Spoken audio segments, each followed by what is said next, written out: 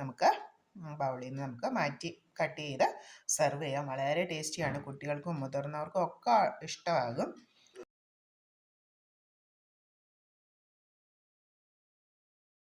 അതിനായിട്ട് സ്വല്പം നെയ്യ് നമുക്ക് ഒഴിച്ചു കൊടുക്കാം.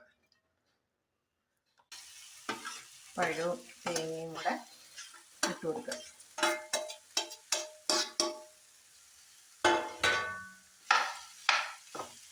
നമുക്കിതിലേക്ക് ശർക്കര പാനിയാക്കി തരിച്ച് വെച്ചത് ഒഴിച്ചു കൊടുക്കാം. ഇതിൽ കിടന്ന് ശരിക്കും വെന്ത് വരട്ടെ. ഹായ് കൂട്ടുകാരെ, നമ്മുടെ പഴവും തേങ്ങയും ശർക്കര പാനിയിൽ നന്നായിട്ട് വെന്ത് കിട്ടി. ഇനി നമുക്ക് ഗോതമ്പ് പൊടിയും അരിപ്പൊടിയും സമാസമം ശർക്കര പാനിയിൽ നമ്മുടെ വരട്ടി വെച്ചിട്ടുള്ള പഴവും തേങ്ങയും കൂടെ ഇട്ട് കൊടുക്കാം.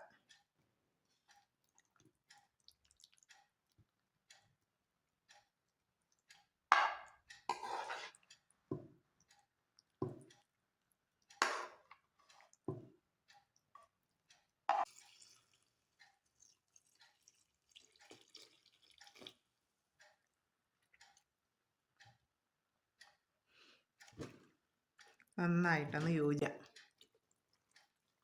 അപ്പം അതിന് നല്ല മധുരമുണ്ട്.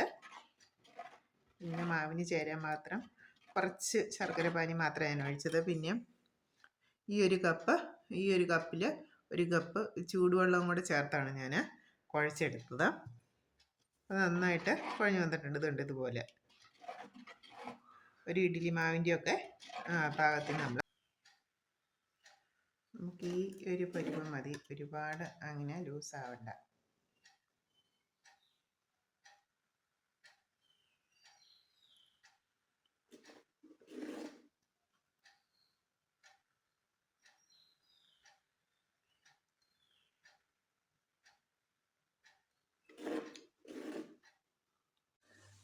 കൂട്ടുകാരെ, നമ്മുടെ ഇഡ്ഡലി ചെമ്പിൽ തട്ട് വെച്ചിട്ട് വെള്ളം വെച്ച് നന്നായിട്ട് തമ്മിലായിട്ടാണ്. നമുക്ക് മൂടി 25 മിനിറ്റ് കഴിഞ്ഞ് നോക്കാം. നമുക്ക് ബൗളിൽ നിന്ന് നമുക്ക് മാറ്റി കട്ട് ചെയ്ത് സെർവ് ചെയ്യാം. വളരെ ടേസ്റ്റിയാണ്, കുട്ടികൾക്കും മുതിർന്നവർക്കും ഒക്കെ ഇഷ്ടമാകും. എല്ലാവർക്കും നമസ്കാരം. നമ്മുടെ ഇന്നത്തെ സൂപ്പർ ടേസ്റ്റി പലഹാരം എല്ലാവർക്കും ഇഷ്ടമായെന്ന് വിചാരിക്കുന്നു. താങ്ക് യു കൂട്ടുകാരെ. ഉണ്ടാക്കുന്ന വിധം വിശദമായിട്ട് വീഡിയോ ഇട്ടിട്ടുണ്ടേ, എല്ലാവരും കാണണം.